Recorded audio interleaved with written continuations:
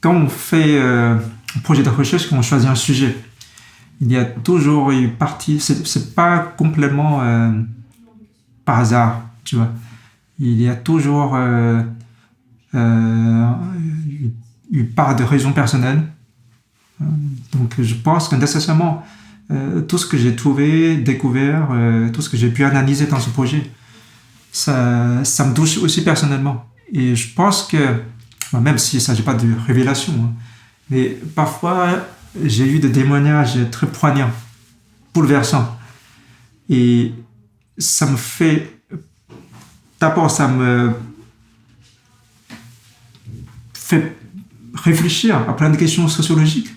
Bien sûr, ça me conforte dans l'idée que tout ce que j'ai vécu et tout ce que mon enfant a pu vivre ou aurait pu vivre, par exemple à l'école ou dans la société française, plus généralement, ce ne sont pas des cas isolés. Voilà. C'est lié à des causes beaucoup plus structurelles ou globales. Donc, on peut sortir de cette logique de victimisation et de se dire c'est mon problème. Voyez.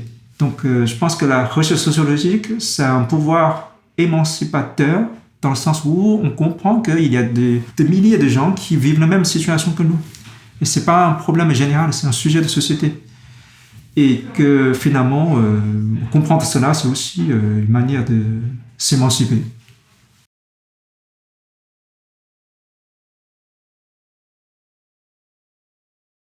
Le projet est né de longues et passionnantes discussions avec l'ancienne présidence de la G7, donc avec Laetitia Chive et Daniel Tran. Au début de l'année 2020, nous constations le manque de recherche scientifique sur le sujet, sur le racisme anti-asiatique, sur des discriminations subies par les personnes d'origine asiatique et notamment par les jeunes diplômés. Nous partagions par ailleurs une envie de mener des collaborations entre le milieu scientifique et le milieu associatif. La recherche Action RACT Asie est ainsi née à l'appui du réseau de recherche MAF, donc la migration de l'Asie de l'Est et du Sud-Est en France, et la GCF.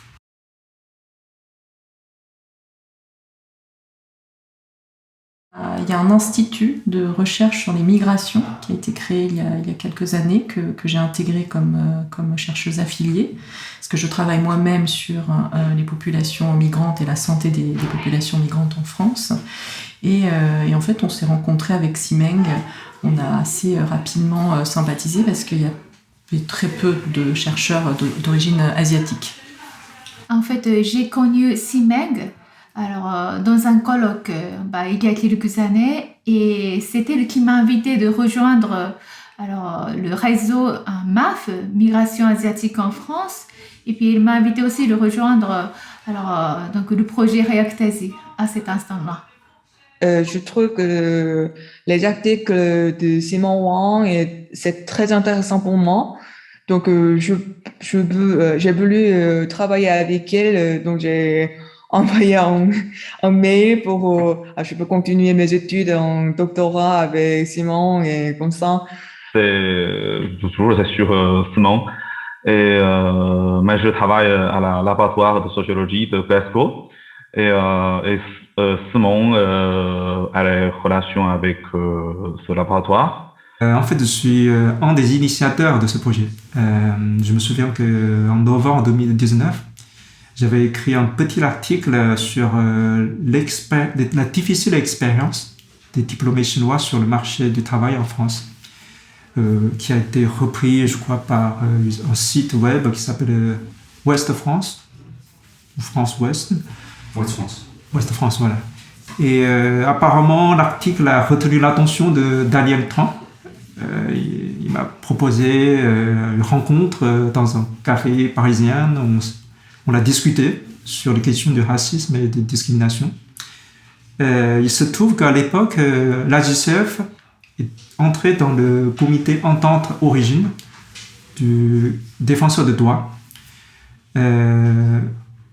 Et l'association a voulu monter des projets dans le sens de lutte contre les discriminations et le racisme. Donc on s'est dit, ça serait bien qu'on fasse quelque chose ensemble.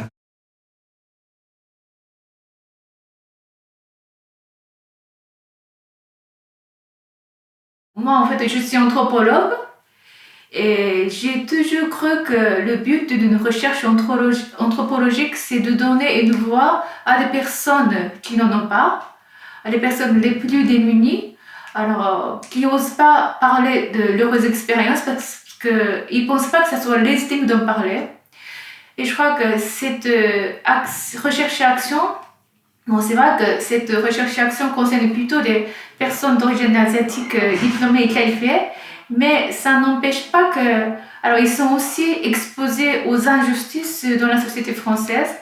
Donc, je crois que cette recherche les a aidés, ou plutôt nous a aidés tous à conceptualiser leurs expériences comme celles de racisme et discrimination et mettre en lumière des vécus de chacun et chacune qui n'ont été jamais racontés.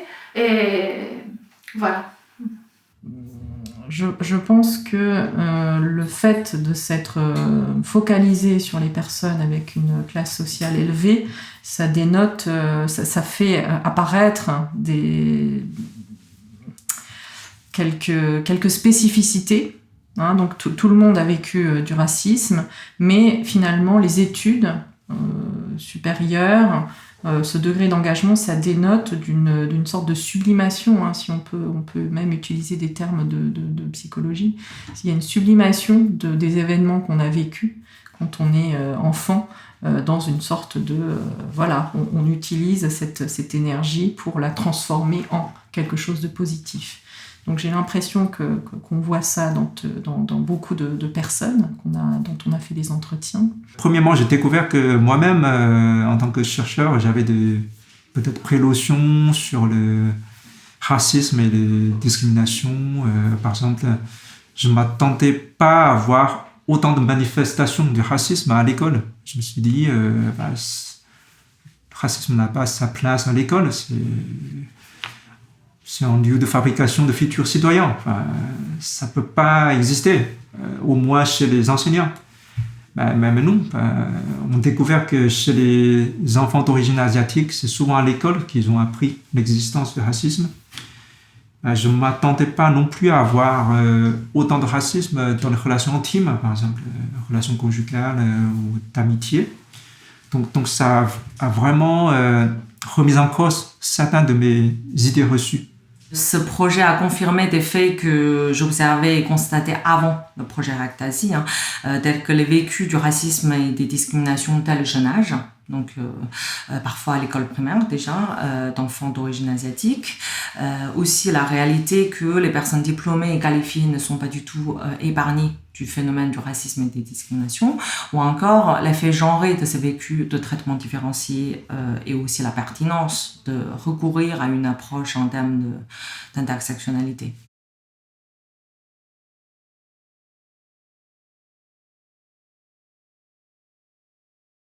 Oui, en fait, deux fois dans le métro, il y a un homme qui est devant moi, mais partout il y a beaucoup de chaises libres, mais il est venu devant moi et il fait masturbation devant moi. Alors, mais ce vécu-là, je me trouve que c'est vraiment ciblé à moi. Puisque je suis une femme d'origine asiatique.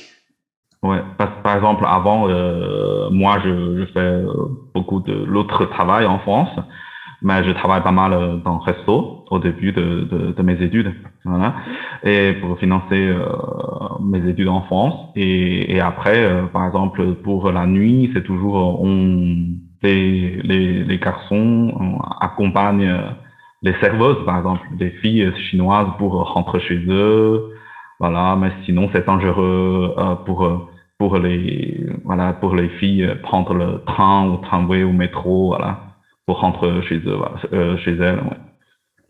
J'ai forcément vécu des discriminations. Je me souviens que pendant une certaine époque, j'avais beaucoup de mal à trouver des logements dans le privé.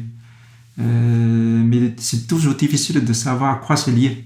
Voilà, est-ce que c'est lié à mon statut étudiant, statut étranger? C'est parce que je n'avais pas de parents, je n'avais pas un CDI, ou c'est tout simplement à cause de mon origine, ou c'est tout à la fois. Voilà.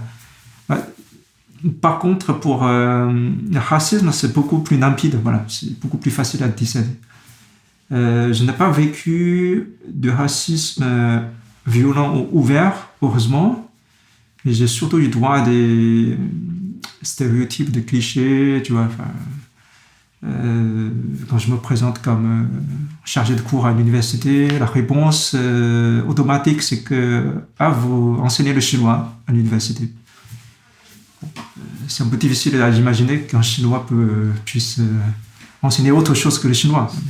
Parce que quand j'étais petite, donc j'avais je pense, effectivement, j'avais une coupe au bol, avec des cheveux très noirs et des traits beaucoup plus asiatiques. Et ce qui est intéressant, c'est que il y a donc le racisme anti-asiatique, mais au Japon, donc j'ai vécu jusqu'à 9 ans au Japon, et j'ai vécu aussi le racisme anti-étranger. Du coup, c'était vraiment la xénophobie. Alors qui était peut-être un peu plus subtil, mais puisque j'étais dans un groupe d'enfants. À chaque fois qu'un groupe se formait, j'étais exclue du groupe. C'était clair et net, parce que j'étais différente. Donc au final, la question c'est ce rejet de la différence. Est-ce que c'est du racisme, en sachant que chez les enfants c'est appris, hein, c'est pas inné. Le racisme, c'est pas, voilà, même s'il est structurel, les enfants imitent ce qui se passe, ils répètent ce qu'ils entendent, ce qu'ils voient. Je pense que déjà une chose qui est très importante, c'est de rappeler qu'il n'y a pas de racisme ni de discrimination sans passé historique. C'est-à-dire que si on veut bien comprendre le racisme, il faut comprendre le passé colonial et post-colonial. Et si on veut comprendre ces rapports de domination entre différentes régions et pays asiatiques, il faut aller regarder de près les histoires nationales de chaque pays.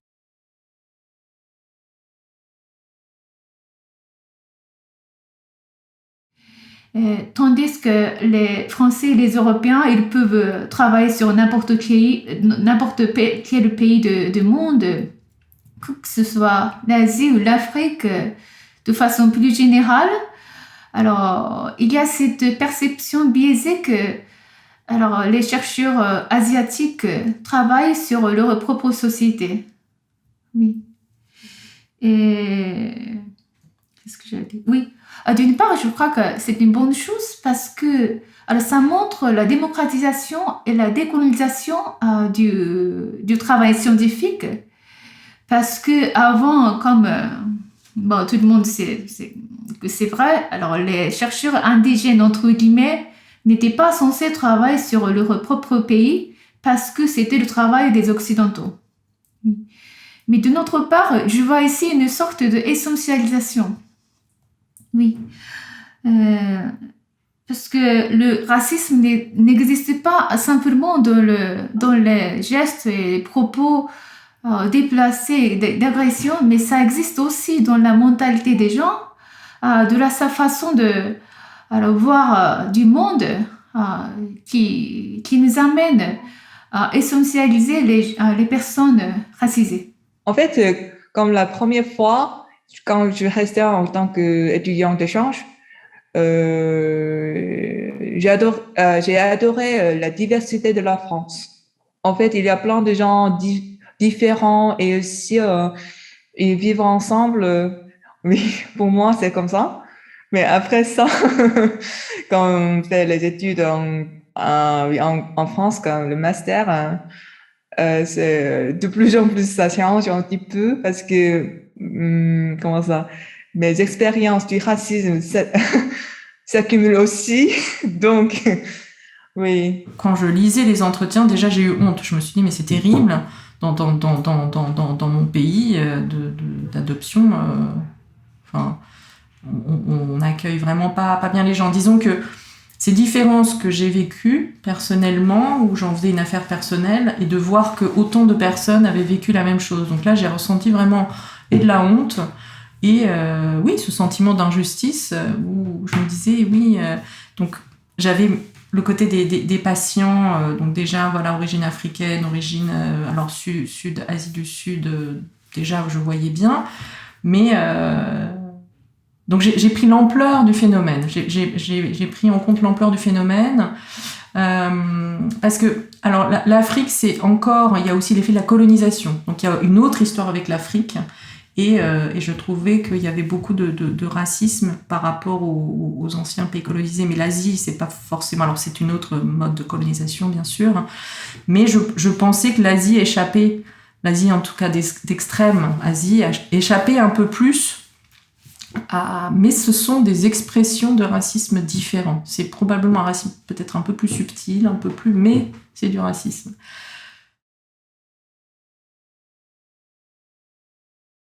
Ce que le projet m'a apporté le plus, c'est la possibilité de travailler collectivement sur différentes populations originaires des pays très variés pour cette région de l'Asie de l'Est et du Sud-Est, donc Japon, Corée, Chine, Vietnam, Cambodge, Laos, Philippines, etc. Donc la richesse de notre corpus empirique nous permet de comparer très finement les différents vécus et réactions au sein de ces personnes d'origine asiatique.